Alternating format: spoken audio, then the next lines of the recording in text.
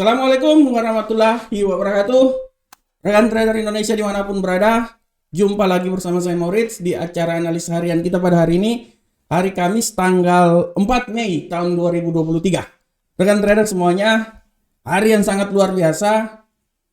Kita sudah berada sedikit lagi di penghujung perjalanan kapal kita, kapal trading kita melewati lautan masa lembu. Wah, itu adalah salah satu statement atau salah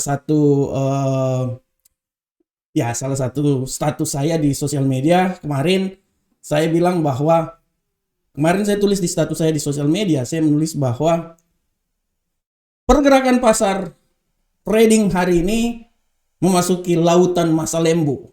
Hati-hati. Nah, status itu sebenarnya memberikan sebuah arti bahwa pergerakan yang terjadi pada market harus benar-benar diperhatikan karena kemarin sampai dini hari ada sesuatu yang sangat luar biasa, pertemuan FOMC, sehingga dari situ kita akan melihat bagaimana pergerakan ke depan seperti kayak gimana. Dan apa yang saya berikan menjadi kenyataan dari pertemuan FOMC tersebut, kita udah tahu bahwa arah pergerakan pasar ke depan seperti kayak gimana dan memberikan implikasi yang sangat luar biasa terhadap pergerakan yang terjadi di pasar. Dan ini kita bisa lihat dengan bagaimana gold dia benar-benar membuat sejarah menjadi nilai tertinggi dalam sejarah gold. Rekan trader, oleh karena itu judul hari ini saya mengangkat tema adalah emas tertinggi dalam sejarah. Hal ini dikarenakan karena utang dan masalah perbankan menjadi penyebab utama. Kita sebenarnya udah tahu itu ya. Dari setiap acara-acara yang saya bilang pun juga dari kemarin sebelum-sebelumnya, saya selalu memberikan wanti-wanti bahwa minggu ini adalah minggu yang sangat luar biasa. Kalau rekan trader lihat di tulisan saya, sabar nanti saya tunjukin dulu. Tapi sebelumnya saya tunjukin platform dulu kali ya. Mana ini platformnya? Nah, ini saya tunjukin dulu ini platformnya. Ini ya. Bagaimana rekan trader kemarin gold bisa naik sangat luar biasa tingginya, sangat luar biasa tingginya. Dan kalau rekan trader lihat bagaimana apa yang terjadi itu kan sebenarnya saya telah bahas itu. Saya sudah bilang sebelum-sebelumnya dan saya sempat bilang juga kemarin kalau rekan trader lihat di tulisan saya, sabar saya tunjukin dulu tulisan saya ya. Mana sabar rekan trader. Ini kalau kita kerja kita sendiri jadi operator beginilah jadinya. Nah, ini sabar. Nah. Oke, sabar rekan trader. Saya ini sebenarnya masih flu tapi udahlah nggak apa-apa lah. Saya memaksakan kehendak. Nah, kalau rekan trader melihat tulisan saya di investing, di sini sudah sangat jelas saya menulis dari hari Senin kemarin. Saya menulis bahwa minggu menentukan untuk emas. Rekan trader bisa lihat tulisan saya dan bisa baca di investing.com bagian Indonesia.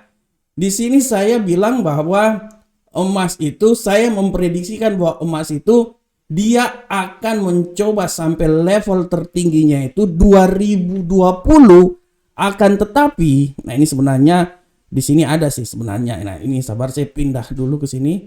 Nah, di sini ada, ini saya pindah di sini. Mana lagi tuh? Bukan. Nah, ini. Saya sudah bilang bahwa saya memprediksikan bahwa emas ini dia akan naik sampai 2020 dalam minggu ini.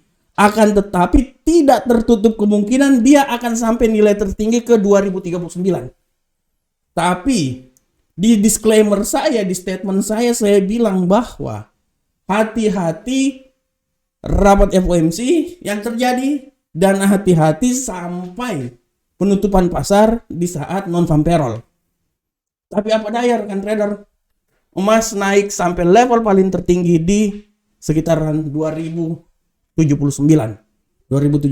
Rekor tertinggi dalam sejarah peremasan di seluruh dunia selama ini.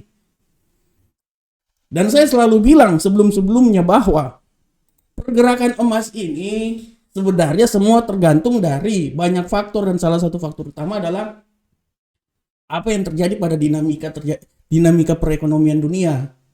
Dan salah satu dinamika perekonomian dunia tersebut adalah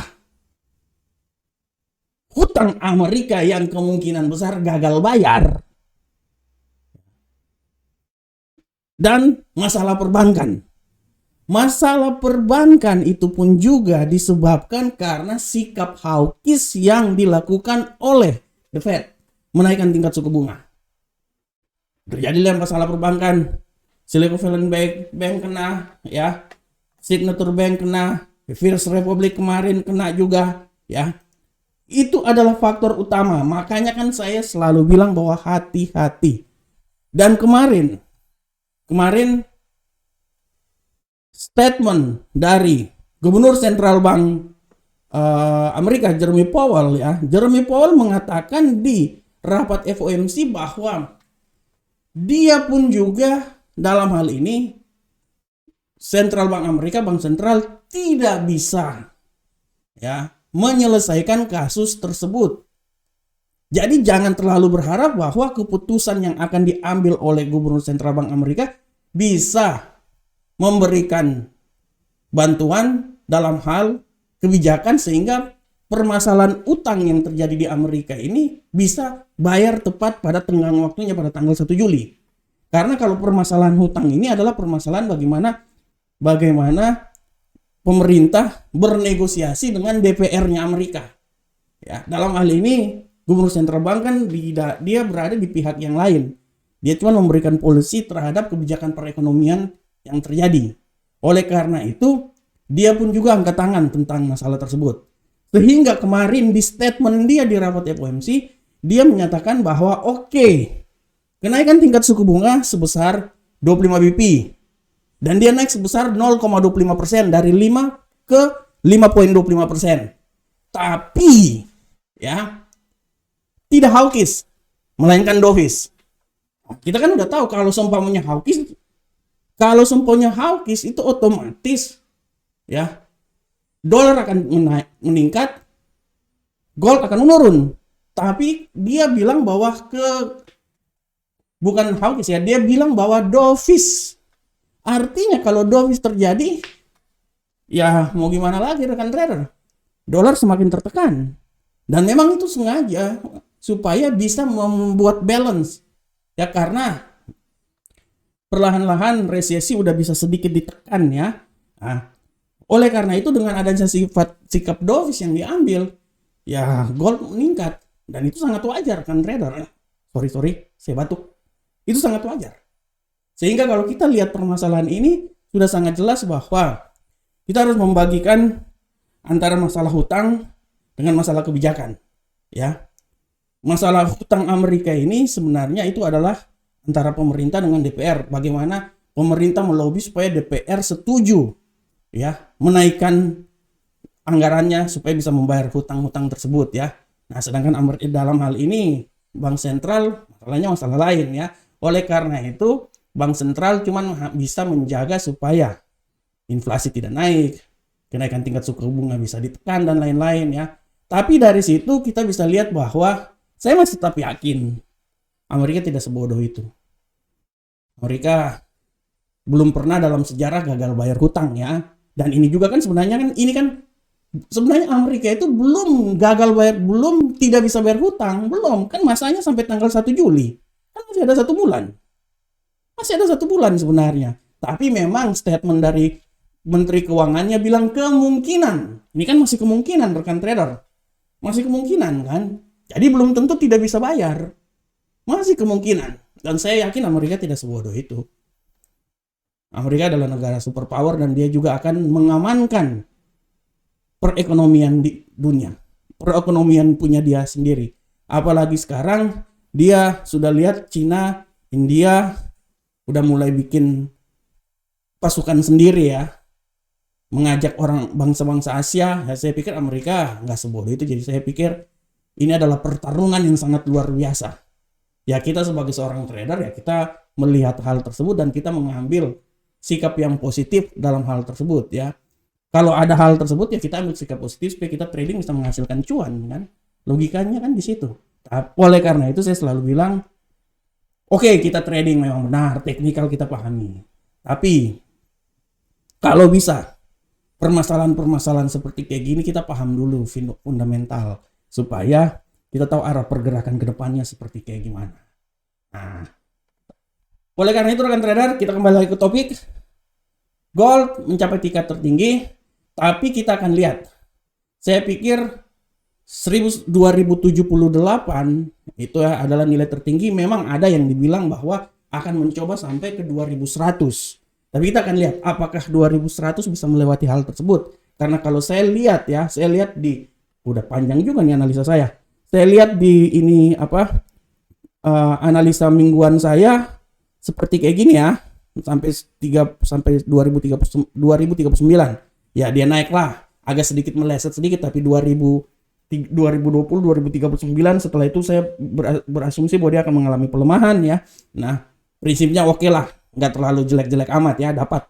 Nah, dan di analisa bulanan saya pun juga, kalau rekan trader lihat di sini saya menganalisa bulanan kemarin kan saya menganalisa bahwa gold ini dia akan naik sampai level tertinggi kalau bisa menyentuh 2050 malahan. Ya. 2068 malahan ini saya analisanya nih, 2068 saya di bulan kemarin saya analisa di bulan pergerakan gold pada bulan April. Jadi pada prinsipnya analisa gold saya bulan April oke, walaupun masuk ke 68 ini dia udah masuk ke bulan Mei ya. Masuk bulan Mei, tapi memang saya menganalisa kemarin 2050 masih bisa dicapai dan memang terbukti kan 2050 sempat tercapai kan. Dia turun sedikit, dia naik lagi. Jadi secara garis besar analisa bulanan saya masuk dalam genggaman ya. Oke rekan trader, udah panjang banget ini analisa saya, tema kita pada hari ini. Kita coba meninggalkan tema ini dan kita coba masuk di analisa teknikal. Oke, kita masuk di analisa teknikal. Dan seperti biasa rekan trader, analisa teknikal kita mulai dari indeks dolar Amerika. Bagaimanakah pergerakan dari indeks dolar Amerika rekan trader? Kita lihat di sini dulu, sabar. Nah, pergerakan dari indeks dolar Amerika kita lihat dengan jelas bahwa hari ini indeks dolar Amerika dia agak sedikit membangkang ya, mencoba melawan penurunan yang terjadi sampai ke level 100. Hari ini dia agak sedikit naik ya, tendensinya agak bullish dan dia telah melewati sampai di 101.62. Apakah dia masih bisa naik lagi lebih tinggi lagi rekan trader? Ya kalau saya lihat ya kemungkinan besar dia masih bisa naik rekan trader. Malahan kalau saya lihat ya dia memang benar dia akan naik sampai di sekitaran 101.166. Tapi menurut saya harap diperhatikan juga bahwa tidak tertutup kemungkinan dia ini akan naik juga bisa sampai level paling tertinggi di seputaran sini rekan trader. 101.351. Masih bisa. Oleh karena itu saya kalau terendah sih saya anggap terendah sih di sekitaran sini sih 101.842 ya. Oleh karena itu kita coba ambil kesimpulan. Saya bilang bahwa sebenarnya dia akan mencoba naik dari 100.842 sampai 101.166 tapi tidak tertutup kemungkinan dia bisa naik sampai level tertinggi di seputaran 101.351. Masih ada berita hari ini terutama di Eropa ya. Nah, selanjutnya rekan trader kita masuk ke pound sterling lagi euro. Bagaimanakah euro angkel saham dolar? Untuk euro angkel saham dolar, pergerakan euro angkel saham dolar kita bisa lihat dengan jelas di sini setelah kemarin kenaikan yang maha dahsyat. Ya, hari ini euro angkel saham dolar sedikit mengalami pelemahan. Dan kita lihat di sini bagaimana sekarang dia sudah melambung, tertahan jatuh sampai di bawah. Ya, kita akan lihat seberapa besarkah kejatuhan yang akan terjadi. Apakah dia bisa jatuh lagi terus sampai level yang paling terendah seputaran 1.10320. Menurut saya segala sesuatu masih bisa, tapi dia akan mencoba keluar dulu dari zona sini. Kalau dia bisa turun sampai di zona 1.10451 artinya dia akan sampai ke titik 1.10320 ya. Dan level tertinggi dia yang akan tercapai kalau terjadi penguatan dia kembali lagi ke 1.10836. Oleh karena itu saya mengambil estimasi bahwa dia akan bergerak dari ya 1.10451 sampai 1.10836. Tapi tidak tertutup kemungkinan dia bisa jatuh sampai level terbawahnya itu di 1.10320. Selanjutnya pound sterling. Bagaimanakah pergerakan pound sterling, rekan trader? Pergerakan pound sterling saat ini kita bisa lihat dengan jelas bahwa pound sterling hari ini dia bergerak masih wait and see, melihat keadaan yang terdepan seperti kayak gimana. Tapi kalau saya lihat tanda-tanda bearish ini masih sangat kuat, rekan trader. Kalau saya lihat, dan saya bisa melihat bahwa tidak tertutup kemungkinan dia akan coba melewati level ini dulu. Kalau dia melewati level situ, artinya saya bisa berasumsi bahwa dia bisa turun sampai level terendah di seputaran sini, rekan trader. 1.25255. Ya, harap diperhatikan. Oleh karena itu saya tidak mau bilang dia turun sampai level terendah di sini, tapi saya lebih optimis dia turun itu sampai di 1.25312. Oleh karena itu saya coba berasumsi bahwa dia akan bergerak, sabar, ini dia akan bergerak titik tertinggi dia di sini menurut saya, dan dia akan bergerak di antara ini, rekan trader. Nah, di sini sampai level terbawah sini. Ya. Tapi dengan catatan dia harus bisa melewati level sini dulu. Nah, level sini dulu ya. Jadi kalau dia turun melewati level 25513, dia akan turun di level paling terendah di 1.25312 ya. Oke, selanjutnya kita ke gold. Bagaimanakah gold hari ini, rekan trader? Pergerakan gold hari ini sudah sangat jelas kita lihat, rekan trader semuanya, bahwa gold hari ini memiliki pergerakan sangat luar biasa setelah naik kemarin ke level paling tertinggi 2079. Hari ini dia agak sedikit mengalami pelemahan, dia turun ya. Dia turun ya. Dan sekarang dia telah berada di level, kembali lagi ke level 2034. Apakah dia bisa turun sampai masuk lagi ke 2020? Nah, kita akan lihat, rekan trader. Segala sesuatu itu kita akan lihat ya. Kalau menurut saya, dia pelemahan masih bisa saja terjadi dan tidak tertutup kemungkinan dia akan coba turun melemah sampai level di 2022. Dia turun lagi ke 2020 ya.